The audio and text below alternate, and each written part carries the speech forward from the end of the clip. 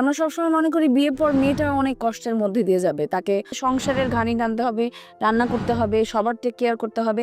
মেয়েদেরকে আমরা ওই ভাইবটা দিয়ে দিই, সো একটা মেয়ের মাইন্ডসেট আপ ওরকম হয়ে যায়। আমাকে একটা ছেলের কথাটা কখনো চিন্তা করি, আমাকে একটা ছেলেকে কখনো বলি যে বাবা তুমিও কিন্তু সামনে এই রেসপন্সিবিলিটিস গুলো আসছে, যে এতক্ষণ তুমি আমার ছেলে ছিলে, আমার চিন্তা ভাবনা তুমি কেন্দ্রিক ছিল, তোমার চিন্তা ভাবনার মধ্যে আমি ছিলাম, কিন্তু এখন তোমার আমার মাঝখানে আরেকজন আসছে যেটা তোমার ওয়াইফ। সেই ক্ষেত্রে আমি কি ছেলেটাকে ওইভাবে মেন্টালি প্রিপেয়ার করি যে বাবা আমাদের মধ্যে কিন্তু অনেক কনফ্লিক্ট হবে, রাইট? কনফ্লিক্ট হবে, এটাই তো নর্মাল, কারণ আমার সাথে তো আমার ছেলেরও কনফ্লিক্ট হতে পারে, কারণ তার আইডিওলজি এবং আমি যে আইডিওলজি বিলিভার, দুইটা তো সেম নাও হতে পারে। নট নেসেসারিলি আমি একে বিশ্বাস করলে আমার ছেলেও একে বিশ্বাস করবে, সে কাউকে বিশ্বাস নাও করতে পারে। কিন্তু আমাদের দুইজনের চিন্তা ভাবনাই যে আমাদের পারসেপশন থেকে রাইট, এবং এটা যে রেসপেক্টেড হওয়া উচিত, এই জিনিসটা আমার মনে হয় শেখানো উচিত বাচ্চাদেরকে।